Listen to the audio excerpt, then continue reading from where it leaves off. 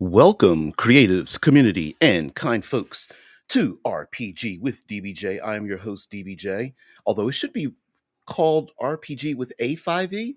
Anyway, welcome all of you to part one of our exploration as we delve into Level Up Advanced 5th Edition, the Exploration Pillar. These can be a multi-part series, shorter videos, not my normal. Usually we do an hour plus, fully interactive, um, deep dives, but this time we're doing smaller videos, and it's just me talking to you guys and giving you an overview. So today we're going to talk about journey roles. Now, we're talking journey roles, ROLES versus ROLLS, although there will be some rolling of dice involved in this. But in this part one, this is our most expansive montage like portion of the exploration pillar. So if I can explain to you, if you've ever seen movies where our intrepid heroes are traveling, we have our widest angle where our PCs, our heroes are barely seen in the screen, and we get to see the entire region, the as crazy and interactive and dynamic as the environment may be, such as deep jungles or volcanic regions. Maybe they're crossing a desolate desert or into the vast snowy tundra of the north, or traveling along trade routes with huge white-capped mountains in the distance. And so this part of exploration is the most zoomed out montage-like portion of our experience. And so here we begin the journey roles. And so the journey roles are essentially when our party is either camping out, they've stopped to bed down for the night or what have you, or they've encountered something that during their journey that they have to work together, or maybe all of our characters are. This is the social interaction part where all of our player characters are talking amongst each other, and the narrator, the dungeon master, can sit back and watch the players really get into character. This is that portion of the exploration pillar. And so, of course, we have here on the right side of the screen, we have the journey. Of course, it involves navigating and our travel pace, in which we can use travel pace to add tension, meaning that the players may need to get from location A to B within a specific amount of time. And because of the region they're traveling through, it that journey might be um, there might be impediments and obstacles to getting to a location within a specific amount of time based on the weather and other events. Now, to the left here, we have a journey checklist, and that journey checklist involves a number of steps. But for right now, we were just going to do an overview of the journey roles and what the players can do. So part of traveling, of course, involves resting in havens. We went through this in part zero, our session zero, as it will, as you would for exploration, and that includes we talked about resting in havens, and of course tracking supply. And supply is essentially an overview of like everything from food and water to small parts and tools that are needed when traveling. Anything from maybe small medical bandages and salves to oil to oiling leather and that kind of thing. Maybe even an extra a nut or bolt for a wagon wheel, horseshoes for horses, and that kind of thing. Now, as we go down, page down, we do have weather events. We talk about vehicles, and of course, we have encounters. But let's get into the journey roles themselves. So, journey activities are measured not just by the character's skill, but the difficulty of traveling through that region.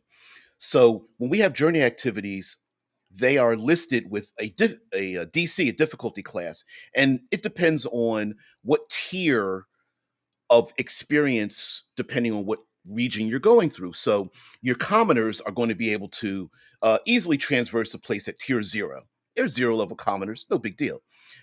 Tier one is might be a little bit more difficult, tier two, etc. And so we have those numbers.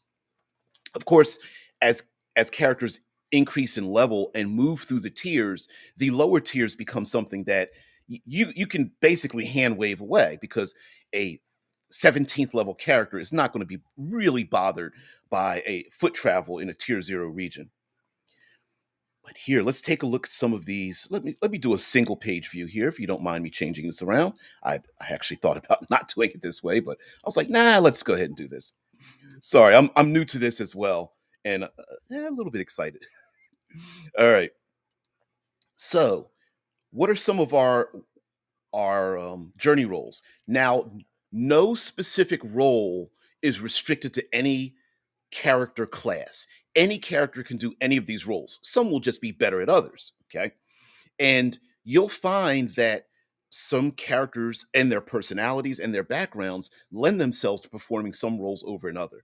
It's not necessary for only one character to do one role. It's not necessary for all characters to be able to do every role. This is just, hey, along this travel through this region, the narrator, you as the narrator, the game master may say, hey, this is a 3-day journey. You know what? We're going to make this very simple. Everybody pick one role. Or it might be very dangerous to travel through this, or you really want to embrace the exploration. So you say each day, someone has to pick a role. So here we have befriend animal as an example. Here to the your upper left, and you do not need to use any die rolls for any of these. But the idea of having a die roll means that you can have, well, as listed here, you fail these rolls, you can have critical failures and failures, but you may also have successes and critical successes as well. And in those critical successes, you may gain anything from an ally to bits and treasure or something of that, knowledge and whatnot. For example, under befriend animal or critical success, as a success, a critical success is as a success, but the animal also leads the adventurer to a boon or discovery. Boons and discovery, we have tables for that, and those are things that characters can acquire. Additionally, the adventurer gains advantage on their perception check to spot a hidden danger. Only one such boon can be gained per region, and that's essentially like maybe a ranger goes through deep woods and they befriend maybe a wolf, part of a wolf pack, and so that character may gain. Of course, a ranger may not need this, but maybe a character is given advantage on perception because that animal warns them of something. Maybe a flock of birds overhead warns them, or something of that nature, warns them of danger. Okay, quickly we're going to go through this. There's Busk. Adventurers can entertain passersby with a successful acrobatic, athletics, or performance check. Busking, yeah, entertaining passersby. Why not? Maybe your players are a successful band. If they have success, the adventurers gain 1 gold per day of travel, plus 1 gold for each point they beat the DC by, so they can earn some cash. Here we have a Chronicle. Yes, I'm aware that there are format issues for the PDF. There is a document available so that people can add in formatting issues, spell check, things of that nature before the print comes about. So don't worry about that. Yes, we see it, and yes, it's being handled as we speak. Okay, so someone can chronicle. So, for example, as a chronicler, an adventurer that writes down observations of landmarks, customs, um, can make a history check. And of course, this is a person who may be writing in their book or something of that nature. Also, someone can cook for the party, can act as a cook. Someone can cover their tracks. Someone else may entertain the party. With a successful performance check, an adventurer can help keep the party's spirits high. Each party member can benefit from this journey activity, can only benefit from this journey activity once per week. And as was stated in part 0, characters can acquire both fatigue and strife. Fatigue is physical exhaustion and injury, whereas strife is mental exhaustion and injury during a travel. And entertaining the party may be the kind of thing. And remember, entertain doesn't necessarily mean playing a musical instrument. It could be telling stories or reenacting what happened before. It could be very somber and serious, or very jovial and comedic. Gathering components. Adventurers that gather supplies useful for the material components of spellcasting can make an arcana or nature check. As again, a character need not be need not be a wizard to gather components if the other players are working together. Maybe the wizard explains to the fighter and the barbarian, "Hey, I'm looking for particular herbs or minerals or something out in the wilderness," and they can gather those things for that player character. We also have gossip. Success on an investigation or persuasion check tells an adventurer the local news and rumors. And of course, gossip could be talking with travelers, maybe on a trade route or something of that nature. We have harvest. Again, like gathering components, harvest is an adventurer that succeeds on a medicine or nature check finds plans to refill a healer's satchel. Of course, there's failures and successes in that. Um, there's also, and you can also refill herbalist kit as well. There's hunt and gather. There's pray. Yes, even pray. While traveling, many choose to connect with deities and spirits. An adventurer makes a religion check. Now, again, this is not restricted only to clerics and druids, and maybe even warlocks as well.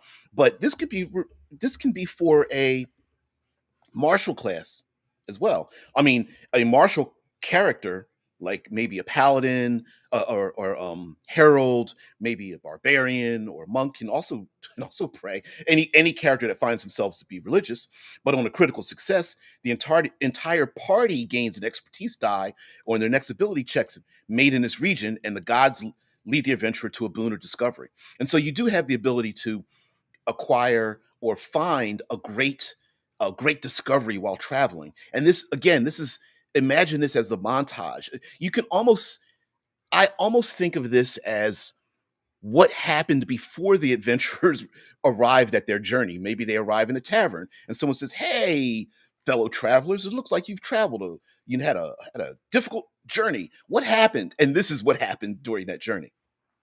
All right, we have for the for those player characters that are a little bit devious, we have rob. You can rob people um, during travel. It does say to perform this journey activity, the party must be in a populated area, such as a county, shire, open roads, or urban township. Uh, in part two, we're going to go over the regions that modify your ability to engage in these journey roles. So while a player character can pick a role, they are only applicable in particular regions many times. And so we'll go over that in part two. All right, but yeah, you're going to have some players who might want to rob people. Again, you don't need to be a rogue to rob people. If you're big and burly and maybe scary, you can rob people too as well with some intimidation. We also have scouting. Again, we do have a little bit of a layout issue here, but that's all right. That's being solved. I bet it's already solved as we speak. I do have a preliminary copy. Um, we have the scouting ahead. We have track, and if you notice, a lot of these roles are split up: hunting and gathering, tracking, scouting, covering tracks. So even if a party is made up of a number of explorers, each of their roles is could be very different. For example, someone may be scouting ahead as the party is traveling, while somebody else is tracking prey that's away from the direct line the player characters may be traveling on their journey. And also, while all of us really don't want to have people split the party, this is a way for players to maybe separate themselves from the party, or it might even be maybe a player character, one of your players can't make the game, and it's because well for this particular reason they've gone on and tracked prey or something, and they'll be back next week, right? So anyway, guys, thank you very much for allowing me to show you the journey roles and what they represent, and a little bit of how they're used. And again, in O5E original 5th edition, the journey really didn't have very much description to it. You just basically it was very much exploration itself was very much hand waved. Oh, you're going through the black sand in a desolate desert. You arrive at your destination, but none to where, right? I mean, we describe it being dangerous, but nothing really happened. But in this case, we do have an ability for players to engage in the rules and engage in the environment themselves and describe, hey, I'm going to try to befriend an animal. Maybe I'm going to cook for the party. I'm going to be a and a chronicler, and maybe make a map of where we're going, or writing down our story to later be translated into a a ballad of some sort. And again, we have things like gossip, harvesting, entertaining, robbing. Of course, combining a number of these together, such as maybe one player is busking, entertaining passersby while somebody else is robbing them, or the players bed down for the night. One person may be entertaining the group, another person may be covering their tracks, yet a third person is praying in the corner, someone else is scouting, et cetera, et cetera. Again, these are not limited by any character type. Some may be better at others.